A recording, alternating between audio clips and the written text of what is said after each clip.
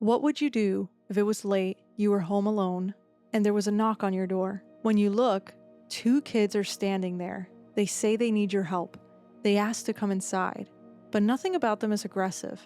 Nothing about them is loud. But something feels wrong. You just can't explain it until you notice their eyes, and suddenly you don't feel like you're the one in control anymore.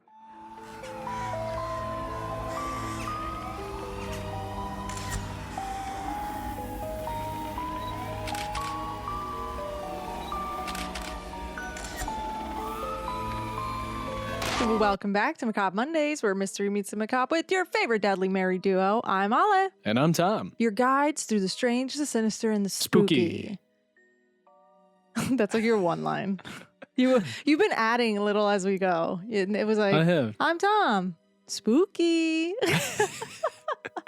Ooh. Wow, I wonder what your bank of vocabulary will be by the time we get like 5 years from now. All I know is that it might be like if I watch Love is Blind too much. Oh my God, that was so bad. That was so bad. We did watch it, and afterwards, if you were to take a shot for every time somebody said the word like, you'd have alcohol poisoning on that show. Yeah, you'd be hospitalized.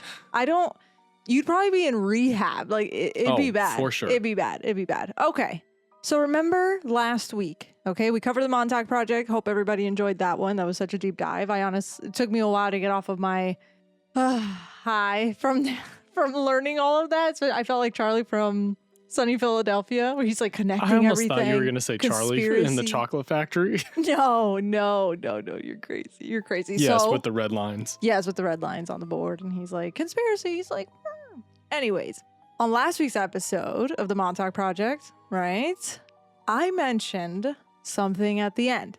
Mm-hmm. Remember when I was like, some people online theorize that the Montauk boys may be connected somehow to something called the Black-Eyed Children. Wonderful. Can't wait.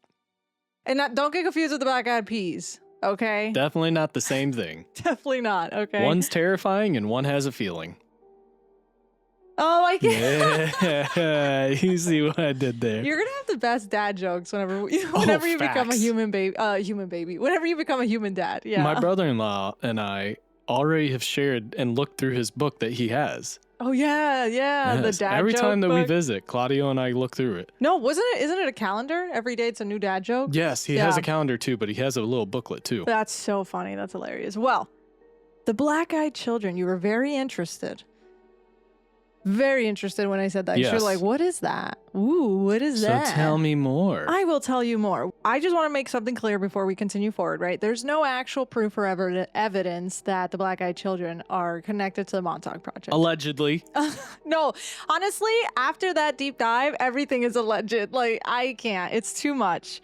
But these theories of that connection have all just been created pretty much online. Okay, so it's cool. Yeah, it's just, Slender Man. So yeah, pretty much. Okay, so that's pretty much what this is, because the Black-Eyed Children are an urban legend. Mm-hmm. Okay, and every time. Okay, so the abbreviation for Black-Eyed Children in this case for this urban legend, because it has its own, is BEK. But when you see it, you say that's what ketchup? No, that's what I thought immediately. I was thinking of a bagel order, and I was like, oh my God, it's almost like Tom's favorite bagel order, bacon, egg, and cheese. Yeah, BEC, but it's salt, with a pepper, K. ketchup. Yeah. Hot sauce with a hash brown toasted on an egg. So they call this urban legend the Black-Eyed Children or the Black-Eyed Kids, regardless, is BEK, whatever. Okay. BEK. But since I opened that door at the end of the Montauk Project and you were so interested, I figured we would cover the episode today. Yeah. Yes, you finally got something that you wanted. High five. Go you. Go me. It's a rarity. Oh my God. Okay. You're going to put it in a little jar? Mm-hmm. You're like, today, Ale, let me choose the episode. Ale, 58. You're so silly. Okay.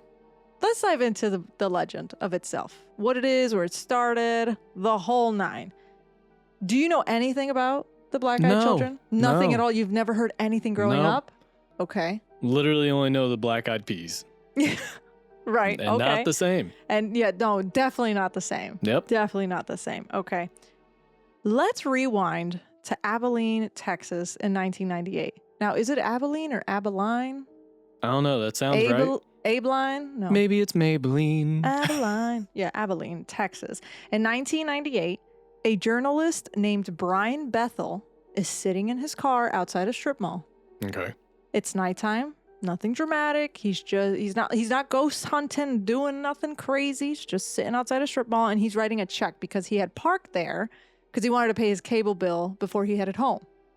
Remember, 1998. Yeah. These are different times. We had checks. We still have checks. We still have checks, even though not everybody takes checks. I know one person that does. I do take checks, Dill. I know you're hearing me. I know you can hear me here. We're going to get a text about that He's going to call me immediately when he hears this episode. Brian is in this parking lot. It's quiet. It's still. We don't really know how many people are there, but whatever. Imagine it's a parking lot. And out of nowhere, Brian hears a knock on his driver's side window. He looks up, and two boys are standing outside his car.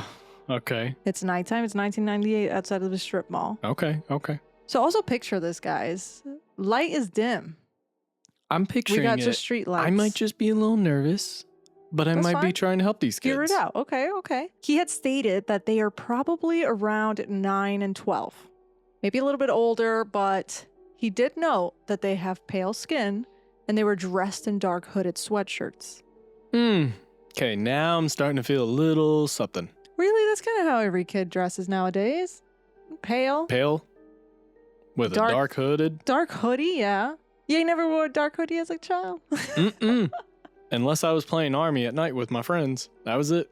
Well, at first, for Brian, everything looked normal at first glance, right? He noticed that they didn't look injured or distressed. They were relatively calmed, but he did notice that when they knocked on the window, the hairs on the back of his neck stood up. The older one did most of the talking, and the kid ended up telling Brian that they missed the start of their movie and they need a ride home to get money from their mom. But almost immediately, Brian felt like something was off.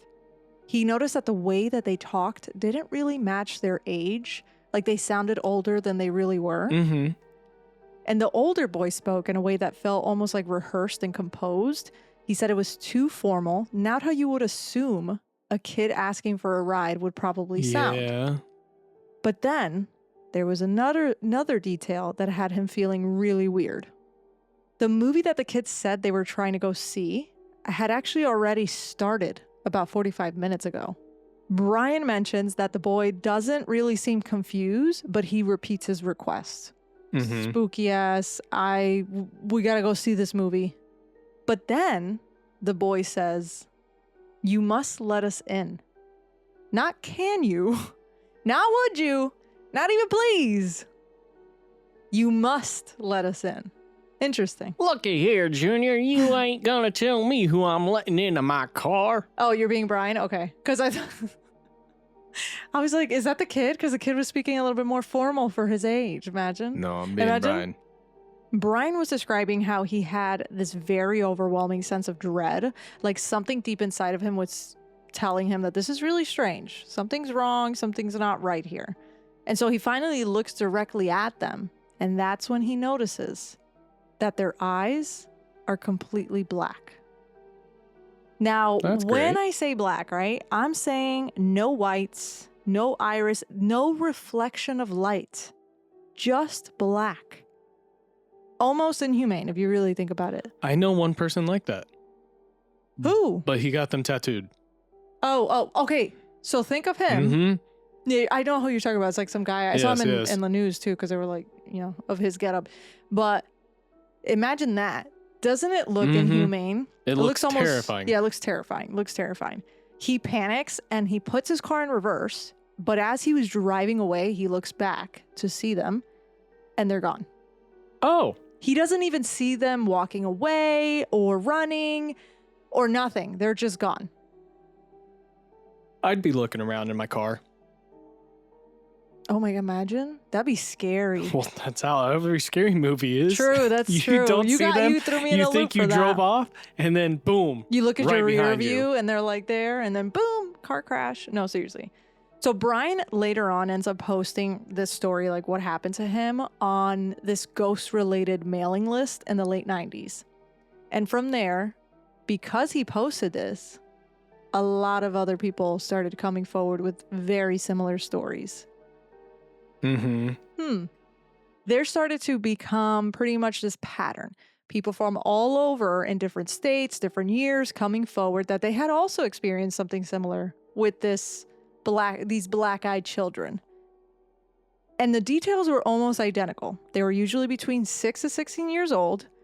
From what I was also seeing, they could be kindergartners up to high school, essentially. They could be one alone or in groups. They really ain't got no preference. They ain't got no preference. But they're always pale. They're speaking the same way, like this monotone, mature voice. Yeah. So imagine that. Let us in. I'd be like, yo. Scared. You better back the up. I ain't afraid. I ain't afraid. Now look at your photos, because those are actually super spooks. Oh, what the hell? So imagine that outside of your window. Right? It just don't seem right. I don't like it. Yeah, it just doesn't seem right. It doesn't seem right. But, okay, so these children were also sometimes even dressed slightly off. Almost like they were wearing outdated clothes. But it could also be a mix. Time travel. Could also be a mix. Oh, because we just did the Montauk Project. That's funny. Well, overall, something about them just doesn't really quite sit right. They've shown up in a lot of liminal spaces from what I was seeing, like doorways, porches, car windows, gas stations, thresholds, your front door. I would freak out. I would freak out too. I'd freak out too. But the thing is, these encounters essentially have always involved them trying to get in somewhere. So that's what I mean. Like, you're either in a house, in a car, in your bathroom, and they want to enter through the window. It was always somewhere where they needed to enter. There are, though, encounters where you don't need to enter. Oh, those are very interesting. I was getting ready to say, maybe they're kind of like vampires and they have to follow the same rules. They got to be invited in. They got to be invited in, which is another one of the biggest factors in the urban legend, because and we'll talk a little bit more about it, but that is a part of the folklore, right? The vampires, usually the case is that they can't go in anywhere with your personal space because they need to ask for permission, and you need to give it to them for them to enter, and then they can do whatever. I mean, think about the movie Sinners. If anybody saw it, it was a vampire movie, and the whole time he was trying to get into the barn, the club, unless he gave permission. He just physically could not enter because he just didn't have permission. So that's like a typical vampire trope, I mean, lore. But the thing is, all these stories also, they were just always asking for something. Like, these kids were, I mean, they're pale, they're talking the same way, they're similar age groups, and they're always asking for something. And imagine they come to your door and they're like, you got games on your phone? What kind of Wi-Fi you got? What kind of Wi-Fi do you have? Do you have a hoverboard? Can we use, no, but super monotone. Do you have a hoverboard? Can we play with your hoverboard? I like your dog. Can I pet that dog? You had a little accent I know, there. I couldn't help it. I mean, yeah. I was going to be like, there are no encounters of them having accents. Dang it. Imagine. Oh, I wonder if there's like a Spanish version of the Black-Eyed Kids. That'd be interesting. They'd be like, jefe. Hola. Hola. And so since they're always asking for something, what's really interesting is that there's never any forced entry in these stories. They just insist on needing the permission, which leads you to think about the whole vampire lore, right? With the whole, you have to let us in. Now, that is just one of the key details that really show up, because why would a child need your permission to enter your home, right?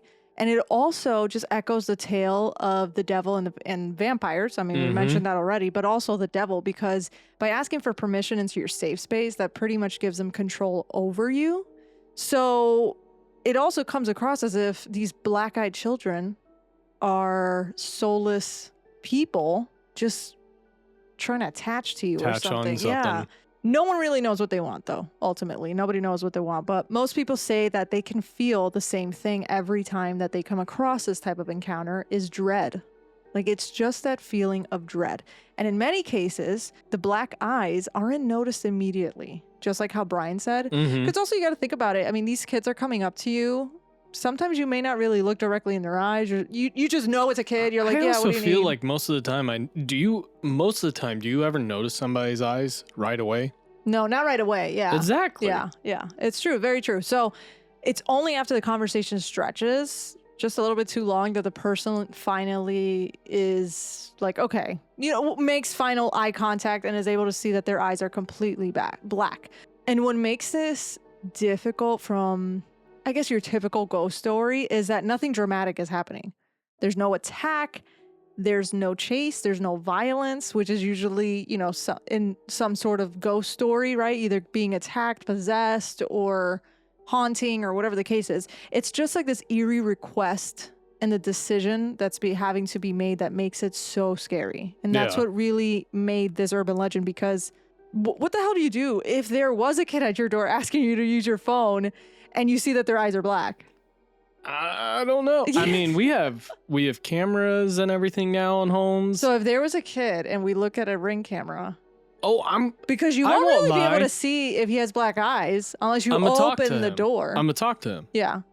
And then, depending on what they say, just like Ghostface, cops called, SWAT called, National Guard called, military, everybody, I need you to show up. I'm gonna tell you, I need a tank aimed at this kid because I have no idea if it's a kid or some type of demonic spirit. Yeah, no, it is scary. No, for sure. I'm gonna call the church and everything too. I probably would be, if I saw that. Priest. Yeah, the priest would be like, Father, I need you to come immediately, please, immediately. That's how you're gonna say it? No, exactly like that. Oh no, I'm trapped inside of this accent. Oh, it's forming. I'm molding into different accents. Okay, what's going on with me? Anyways, that felt, for some reason, oddly, really good. I would most likely, if I saw this, ask to see their eyes. I'm gonna say, I need you to raise your head. See their eyes. No, I was saying, if you're checking a Ring camera, you can't really see their eyes. They could keep their head down. No, you remember when we got ding dong ditched that one time? Yo, I was so ready. Scariest shit. They don't be ding. I thought we were ready to be under attack. Oh, yeah. I used to. You used to ding dong with like masks that. Not on? like that. No. Okay, that's what I'm saying. We never. No. I mean, not that I did. I didn't either. I don't think it's very common. We didn't do masks. We just did hoodies, and we'd pull our hoodies really tight. Yeah, that's fine. But that was because you didn't, in case they were right by the door, you didn't want to get caught. Nobody had cameras like that. That's normal compared to the type of ding dong ditch that we got. Some kid came up to our door in the middle of the night and rang our doorbell. We did not notice this until the morning, but rang our doorbell and had a clown mask on. And you could tell that they were goofing around because they immediately ran away and laughed. No, remember, we woke up because Buddha heard the bell and started barking. Oh, maybe that was It was like 2:30 a.m. I mean, that's how crazy I thought this was, because it felt like a dream, because I was thinking the whole time, who in their right mind would ding dong ditch in a clown mask? I mean, I get it. You're not going to show your face, but a clown mask? It felt like the Purge. It was straight up the Purge. That was so scary. So yeah. And that's what these kids are giving. No, literally. Yes. And we're going to talk about it because they're also kind of giving, and I know a lot of people I know people who listen to this podcast are going to hate that I'm referencing this. It's giving Uncanny Valley. Do you know what Uncanny Valley is? Nope. Okay, Uncanny Valley. It's the effect. Think of the movie Smile. Do you remember? Okay. So it's when something looks almost human, but it's not quite right. Think of the end, and I'm not going to ruin what the ending was, but you'll know because you've seen it. But remember when we watched the movie together? Yes. Remember at the end of that? Okay, no, stop. Okay. We're good. Got the image. Okay, so think of that. Something that you think looks almost human, but it's not quite right, and it triggers something very uneasy about it that scares you. Yeah, and it's funny because from what I was reading about this, okay, I was like learning about all the stories and the kids, and it really had me wondering about the psychological side of this, because when you think of blackout eyes, like these eyes, they're just soulless, they're empty, right? You immediately are going to feel uneasy. Yeah. Is that how you felt when you saw the first photo? Yes. Exactly. And what I was reading was that humans are actually wired to read faces, which I did not really, I guess. Didn't know that. Yeah, I didn't really connect that. Especially your eyes, though. We actually look for emotion, intent, safety, familiarity, all through the eyes. So the whites of the eyes are going to help us track where someone is looking. So they help us also assess how someone's feeling, how they're expressing themselves, right? And they help us determine if someone is going to be either alive, alert, or aware. And that's why you always hear when somebody passes, you know, like you hear the light left their eyes. Yeah. It just feels uneasy. You know, it doesn't feel right. It doesn't feel good. So when people describe that these completely black eyes, no white, no iris, no reflection, the brain is actually struggling to understand what it's seeing. And when the brain can't really understand, and by all means, this is just stuff I was reading online. This is what I found. And when the brain can't really understand something as familiar, it actually flags it as like a potential threat. Okay, makes sense. Yes. And that discomfort is also part of what's known as the uncanny valley effect. So when you see something that you're like, that's like, I know it's human, but it isn't. It almost looks inhuman. And it just flags it's just too much. I'm also trying to think of uncanny valley examples. Hold on, because it's fascinating too, I will say. We will have to do an episode on the uncanny valley because it's a fascinating. I don't really get creeped out by uncanny valley. I do, but I don't. I think it really depends on the type. But do you know what? Do you know what I do get freaked out about? Is like animatronics in the water. In the water? Yeah, like Jaws, the ride. Oh, that freaks you out? Like black water and... Baby, water in general freaks you out. No, I know, yes, for sure. You've never heard of that? Or big things in the water? There's something with the water. What? You've never heard of that? No. Hold on, now I have to look it up because I feel crazy. Hold on. Okay, this is what it is. I found it. It's called megalophobia. It's an intense, irrational, and persistent fear of large objects, structures, or vast open spaces. So the megalodon. No. Oh, don't even get me started. That's why I don't go in the ocean. That's why I don't go in the ocean. He might come back. I don't go in the ocean, okay? And it's also, oh my God, it's honestly creepy. I'm not going to look it up because it's going to freak me out. But when you see those videos of animatronics in the water or coming out, it's just so eerie.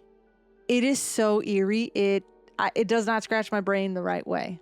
I hate it. So same thing with the uncanny valley or seeing something like that, like anything that's inhumane. Yeah.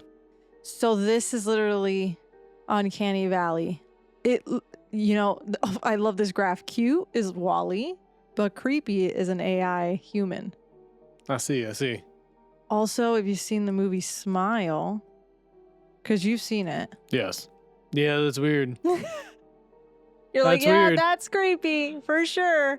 But some people really have this phobia about it. I mean, freaking Denise, she has a phobia. She hates uncanny valley. I was like, hates it. So by that point, with all that being said, right, the black eyes pretty much remove one of the most human features that we rely on to understand if it's safe. Yes. So isn't that just crazy? It's interesting from a psychological perspective. Yeah, and that's what, like, immediately when I was, because I knew what the black-eyed children were in the urban legend, but I hadn't read into the stories as heavy as I did.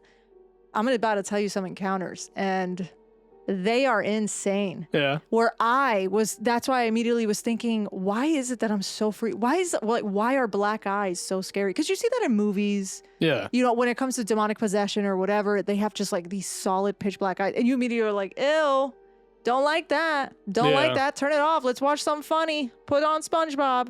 No, that is true. Right. I put on SpongeBob or Mickey Mouse's Clubhouse. You're like, yo, I'm going way back when. I don't even want to be here right now. So after Brian uploads his story, a lot of other stories starts coming up. They start coming forward. They're started to notice a pattern, though. People from all over in different states, different years coming forward that they had also experienced something similar with the black-eyed children. And I'm about to tell you about some. They crazy. Mm-hmm. In the early 2000s, there was a specific story that started surfacing out of an area in England called Cannock Chase. Okay. Before I keep telling you the story, though, I was also learning. It's beautiful. It's like a state park. It looks really pretty. Yeah, it's gorgeous. What I was learning about Cannock. Yeah. Is it Cannock or Cannock? I don't know. It looks like it Cannock could be said Chase. either way. I agree. What I was learning is that Cannock Chase is a place in itself that is steeped in folklore stories. Okay. And there's tons of witness encounters where stuff from werewolves to black dogs to UFOs to the pigman to Bigfoot. So it is steeped in folklore and paranormal. Okay. So locally, it's really known for that. And so it's been known for that even before the BEKs, before the black-eyed children. Now, there was one reported encounter describing a woman walking through the woods when out of nowhere she hears a child screaming. Naturally, she follows the sound and she finds this young girl standing with her hands covering her face. And when the lady asks if she was okay, the girl slowly lowered her hands and all you can see were pitch black eyes. I don't like that. Right? I don't like that. Instantly, I would think, oh, well, I'm dead. Right. And then at that moment, I would probably immediately be telling myself, this is what you get for helping a kid. I'd be going into fight or flight. The minute I'd start slowly running backwards at a reasonable pace. Right. And the minute the kid comes towards me, boom. Decked? Haymaker. Wow. I mean, Down. at that point, it's fight or flight. It's fight or flight. I agree. So according to the account, before her eyes, the girl ends up disappearing. Okay. Now, all of these encounters with the BEKs, the black-eyed children, there are no police reports of missing children. They're all pretty much secondhand stories. But that doesn't mean that they're false, okay? Because I know a lot of people, but somebody just said that, sure. But also when we are all coming into a place where... I mean, you see something like that, are you really going to call the police and make a report? Exactly. What are they going to say? Oh, okay, sure. Yeah, exactly. And especially seeing how, after Brian came out, a lot of other encounters have also came up over the decades. And also, that's not to say, remember Slender Man, right? Exactly, that was also created. But I also wouldn't be shocked if these things... there are phenomena. We don't know everything, okay? So all that to say, just because there is no official police report doesn't mean that they're fake. Because really, how many times have you been told a story from someone who has encountered something that they just could not explain, but you believe them because they're either really shaken up about it and it's something that they experienced and it's plausible. It's plausible. I say it's plausible. Now, that was one of the stories in Cannock Chase. There's another one that I saw. Oh, great. There's actually a more recent one that circulated. We're never going here. I was going to say, actually, it looks gorgeous. No. I would love to go. No. But now that there's actually a more recent story that circulated out of Cannock Chase. Definitely no now. In 2021. Oh. So, we talking this decade, baby. Yeah. This decade. And this one was reported. Reported? This one was actually reported. My goodness. Oh my goodness. In the local UK media and later was retold by paranormal author Lee Brickley. Okay. Now, according to the story, there was a young couple, both that were 17 at the time, that decided to camp overnight in Birches Valley in the Cannock Chase during the summer of 2021. Their names, from what I saw, were changed in the article to protect their identity, but it was around midnight when they started hearing something moving outside of their tent. And at first, they assumed, oh, you know what? It's probably deer. It's probably a fox. It's probably a squirrel, because Cannock Chase was also very well known for its wildlife. But then they heard something else. They heard a giggle. Oh. We're out. We hear giggle, and it's a little kid laugh. Out. This giggling, they said, was not distant. It was not faint. It almost sounded like it was outside of the tent. Now, they said it sounded like a small child laughing in the woods, exactly what you assumed. So they turned on their light and they unzipped the tent and slightly look outside to see what the hell. Well, also, what else can you do? You're in a tent and it's nighttime, you're camping. And that's when they see her. They actually see a small figure running between trees, hiding between the tree trunks. and this figure would peek out and look at them. No, that's when you leave the tent behind, run your ass to the car. The opposite direction. Well, they're in the woods, remember? I They're know camping. you run all the way to the car and you go the hell home and then you just come back the next day and get your tent. So it's still nighttime. They see this little girl peeking out looking at them, and the girl actually eventually steps into the clearing in front of their tent, in front of them. And they describe her as very young. She was very still, and her head was slightly dipped. And when they shine the light directly at her face, that's when they notice that her eyes were completely black. Mm-hmm. The couple later claimed that she moved in ways that humans simply can't move. All I'm picturing is Rosalina from Mario Party, how she glides. Oh my God, that's spooky. Like I'm thinking about Snape. Oh, Severus Snape. Yes. They also said that the giggling started getting louder, almost like it was coming from all around them all at once. Oh, hell no. Yeah. Especially then, we're getting out. I know. What am I going to do? Stay in a tent? Great. Now they can just pick up the whole tent and drag our asses out. You know what I was thinking of the Dolby IMAX theater? Like, it's like, whoa, whoa, whoa.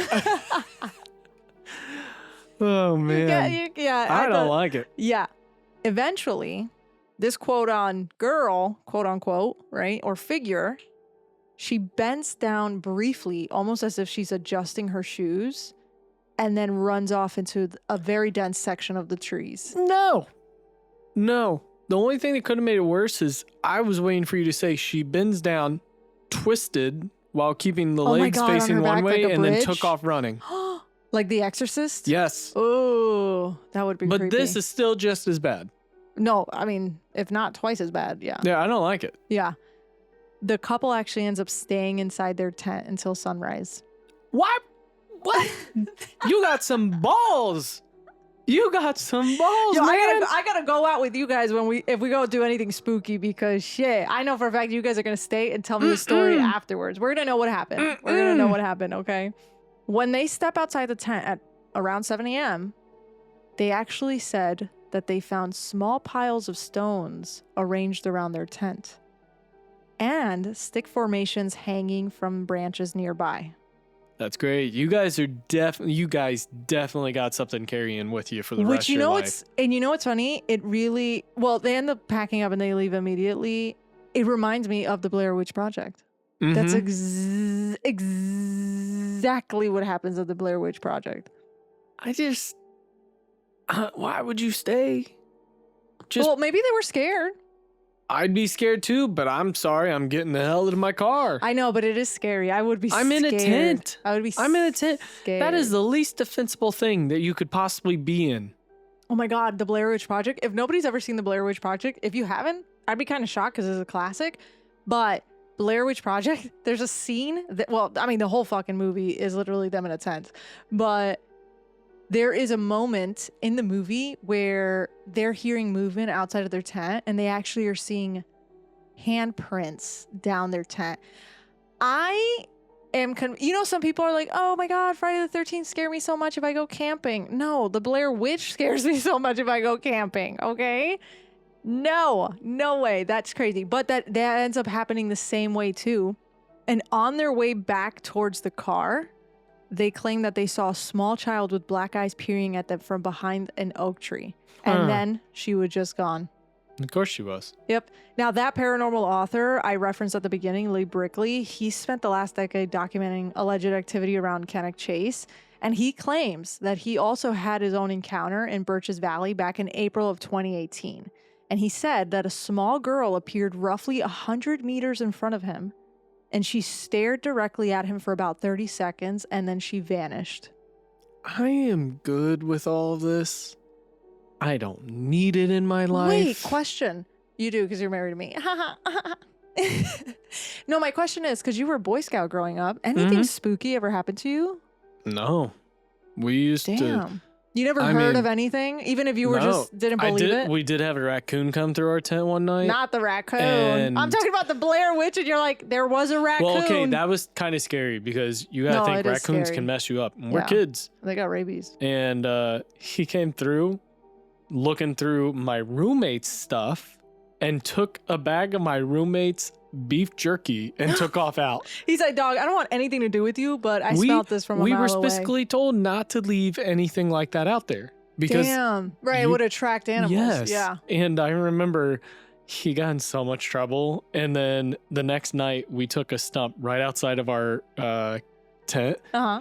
And us in the tent next to us, we said, guys, all right, let's go buy warheads and we'll put warheads on the stump and we'll see if he comes back and see what a raccoon's reaction is to warhead. That's animal abuse. Wait, did it do anything? Well, how would you know? Would you stay up all night? We did. No. We put the fire out and then we all came to our tents and we were all sitting there and we all had flashlights waiting and we heard rustling and then we turned the flashlight on and the raccoon came walking by, looked at the stump and just kept walking.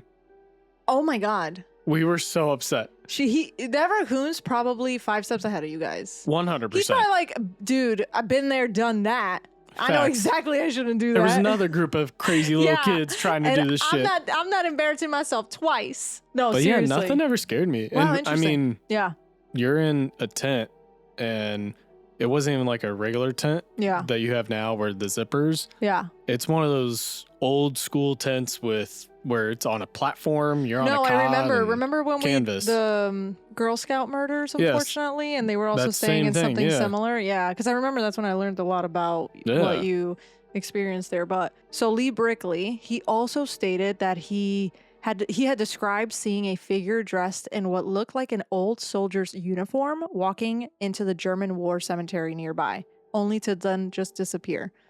Okay, I'm not gonna say that that's related. That could be a ghost just going to see his boys. No, seriously. And there is a museum because I saw a map of Cannock Chase and there is a museum or some sort on there. Some type of So I'm also, I mean, it's land, there have been wars, there have been, could be ghosts. And England's got even longer history than the US. No, that's true. Very true. Exactly.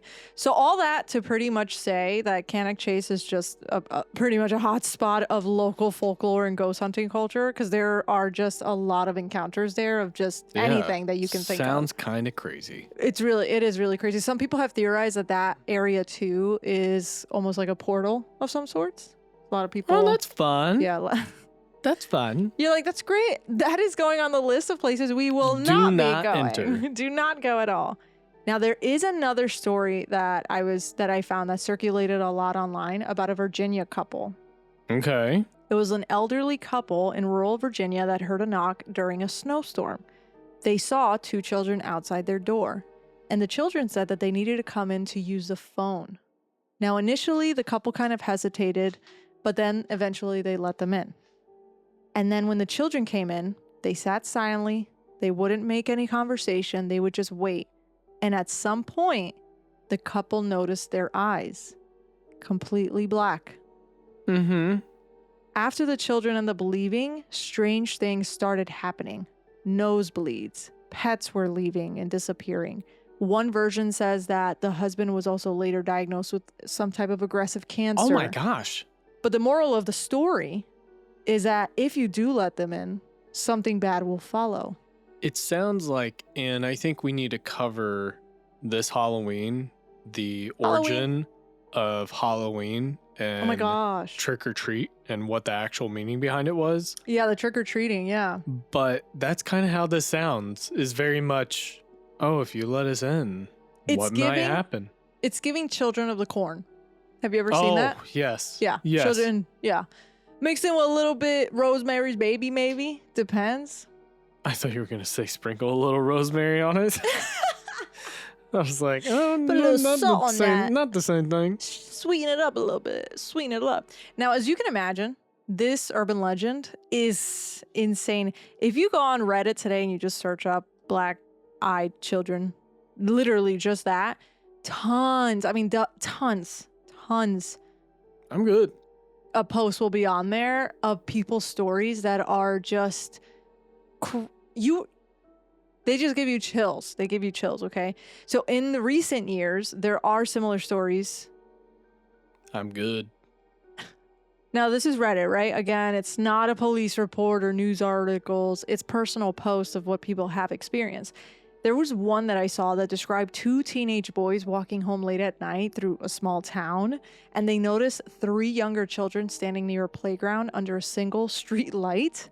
I know. Out of all, well, I mean, where else would they stand? Not in the dark, but they're definitely going to stand in a street light. Anyways, when a flashlight ended up hitting their face at some point, their eyes looked completely black. They didn't hear any type of footsteps, and they didn't hear them leave either. So it almost was like they were there, but they were never there. Uh-huh. And when they later thought about it, the house nearby had a yard fence too that was too tall for children that age to have even entered alone. Well, maybe they helped each other up over the fence. Could have been, but then what about the last one? You reach over, the last one that gets up at the top of the fence reaches down, grabs, and pulls the other one up. Okay, that works. Because in my head, I'm like, I guess I'll see you guys tomorrow. Let me know how it have. You guys have fun. For creative, you're very artistic. Yeah, but if you're going to tell me to think of ways to escape and get through things. Yeah, to get through things for real. I'm over here thinking, wow, stay right there. The light looks perfect. Let me paint you something. Hold on. I mean, you know what I'm thinking? Me. This is actually really funny because we could turn this into a story, guys. Like, you know. Literally would be you. Yes. It literally would be me. There was this other account too that I saw that somebody posted, pretty much described a late night knock on their garage window. And they saw a pale lady standing outside, and she was asking to be let in. And they said that they saw her eyes, and they looked very, very dark. And the strangest detail that they noticed was that the person inside that was who they were with, because it was 2 of them, felt like this overwhelming urge to just open the door, even though he was very afraid. That's great. Yes. I'd be moving. Sell the house. Yeah. No, and We're out. they had to stop him. They had to stop him from letting her in. Yo, because my he just man. had that urge to let her in. And years later, they just explained that the memory still unsettled them because it was just something so odd that they didn't even understand what was happening. I don't like that. We've seen that too many times in scary movies where I don't like scary. You're like, we see that too much in scary movies, and that's the whole premise. I don't like it. I don't like them. Next sticker. Yeah, Tom's quote. I don't like it. I don't like it. That's literally, I should make a sticker like that. I don't like it. I don't like it. I don't like it. A third story that I was reading that I just wanted to say came from, I know, I just want to keep scaring you, but one of the other stories that I read, it came from a rural park where 2 teenagers were sitting in this parked car at night, and they noticed faint lights moving through the woods. Then 4 or 5 children ended up coming out that were a lot younger than they were. And they were just standing in total silence with no adults, nothing. Now this is giving like no reason for children to be weapons. there. But weapons, yes. And they didn't respond to any questions because they were asking them questions, and all they did was just stare. And one of them slowly approached the car, but they left. No, thank you. I'm glad you left. Smart thinking. It's like if the kids from Stranger Things were to show up in all these places, but they wouldn't say anything, and then they just had black eyes. They're always in groups. Yeah, I don't like that then. I'd be getting in my car and getting the hell out of there. But whether you believe if these are real encounters or not, they all follow the same structure. You've got the knock, you've got the request, you've got the permission, you've got the eyes and the dread and all that. I am not enjoying this. Yeah. One of the other things that I was reading is that the idea of something childlike asking for permission to enter your house or your car or whatever you're at isn't really new, because across different cultures, there are older stories about beings that cannot enter a home unless invited. Vampire is one of them for sure, but BEKs don't behave like vampires. So they don't have any fangs or physical attacks or whatnot, just the "you must let us in" element. But there are the changeling legends. Have you ever heard of that? No. Okay, in Celtic folklore, which I saw it could be Celtic folklore, Middle Ages, Norse, some of those, or all of those really, changelings were said to be fairy-like creatures that were disguised as human children, and they looked almost normal, but something felt off. So they believed that a child could have been secretly substituted by fairies for the parents' real child when they were babies. That's the legend. So almost like a demon would fairy... come and want to take your child, but then the demon would stay in the baby. Oh. Because fairies aren't... Not fairy godparents, Yeah, then. I was going to say fairies aren't really Tinkerbell, and fairies can also be, yes, they could be good, but they could also be bad. They could be, yes. Okay. And so that was the belief. That's what was called the changeling legends, where it would be these fairy creatures that were just described as human children, and they looked almost normal, but something just felt off. Now, their behavior wouldn't match their age. Their speech could oddly enough be formal as well. But the unease around a child who doesn't really behave like a child is kind of like a reoccurring theme I was noticing there. But there are also stories in American urban legends that circle around the phantom hitchhiker. You know that, yeah, right? You know, guy shows up or whoever, side of the road, you may let him in and then he disappears after you go. But then there's just something even simpler. Dark hollow eyes have long been associated with death, right? Somebody dies, you lose that light and you lose your reflection. It's like it's rotting on the inside. Yes, exactly. And when you see these black eyes and they're going to look flat or empty, it's going to trigger that subconscious association that what you're looking at may be lifeless. And that in itself is so uneasy to think about. And you can, and some people can even probably associate that with a devil or a demon, like we said. Ultimately, the BEK legend is shaped by the internet. It's still scary as hell. And some of these stories, if you guys go on Reddit, it is insane. It's a thing, yeah. I mean, you just gotta be careful with kids, you know? I mean... Well, okay. Before we end the episode, because that was the episode for today, guys. One question I need to ask you guys all, and I'll even let you answer what would your answer be, but if a kid did knock on your door late at night and asked to be let in, and something just felt a little bit off, okay, would you trust your instinct or would you open the door? I don't care what kid it is. I'm not opening a door for a kid late at night. Right. At all. It also reminds me of the movie Strangers.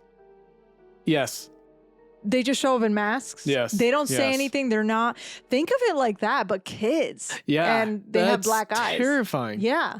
And the thing is, if I don't know. It's just, for me, the door's not really going to be getting opened at all late at night.